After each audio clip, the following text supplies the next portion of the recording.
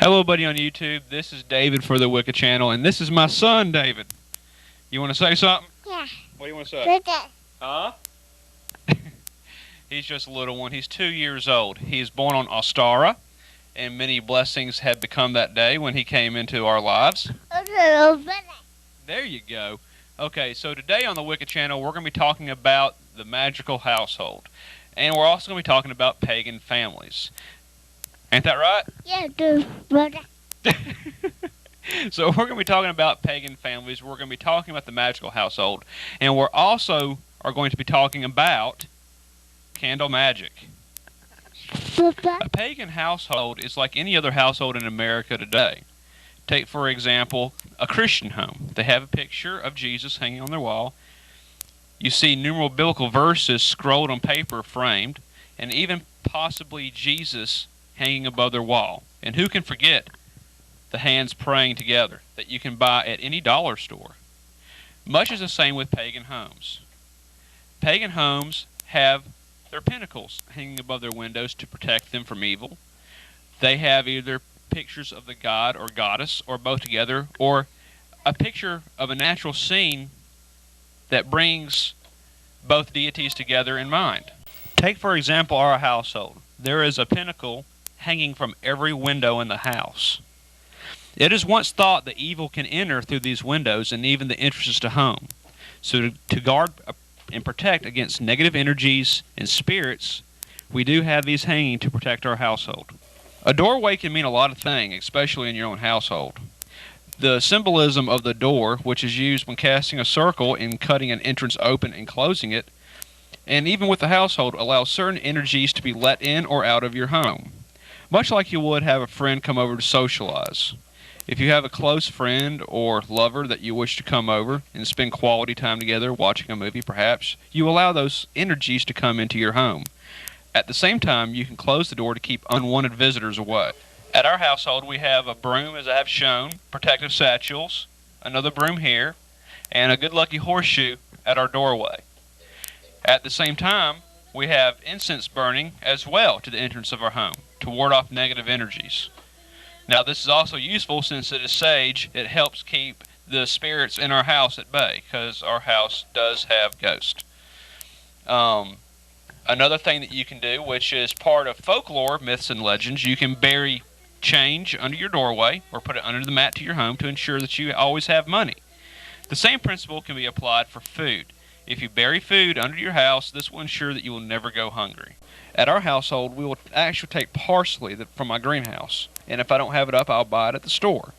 I'll take it and I'll let it sit in water for about 24 hours.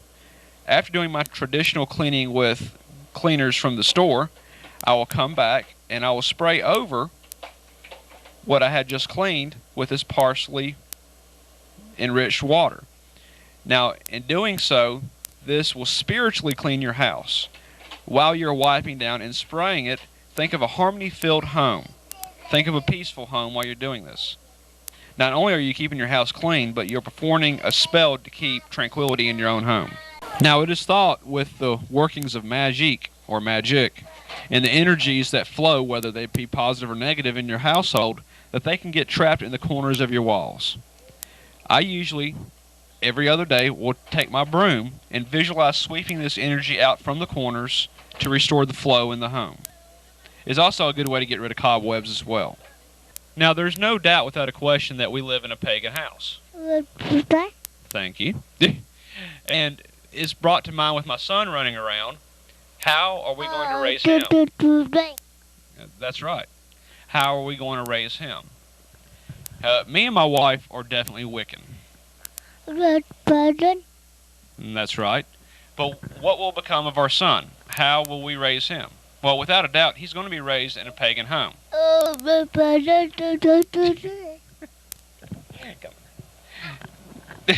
He's going to be raised in a pagan home.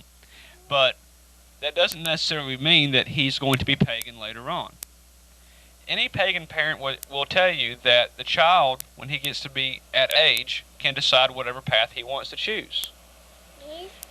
We're not going to scare him with stories of burning in hell for all of eternity and being punished for the way we feel and believe. That's right. We're going to let him choose what he wants to do when he becomes of age. Whatever he feels right is best for him. We're not going to force our beliefs on him.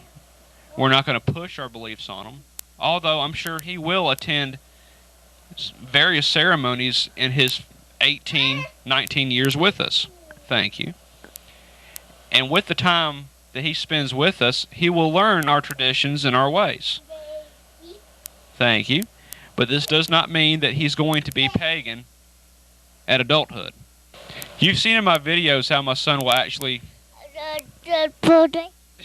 You will see my son mimic me as he's doing now, speaking into the mic. He'll take a broom and run around on it, act like he's flying. He's actually... Are you going to hog it? Are you going to hog it? Are you going to hog it? Come here.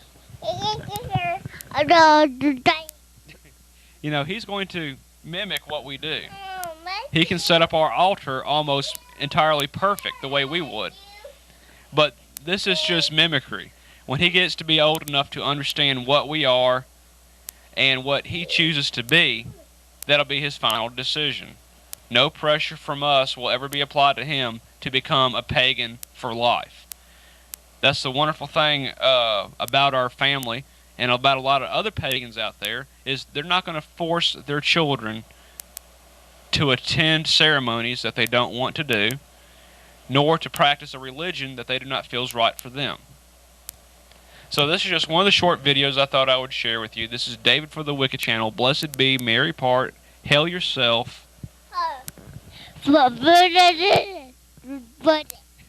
Well enough said. Thank you, David. Blessed be.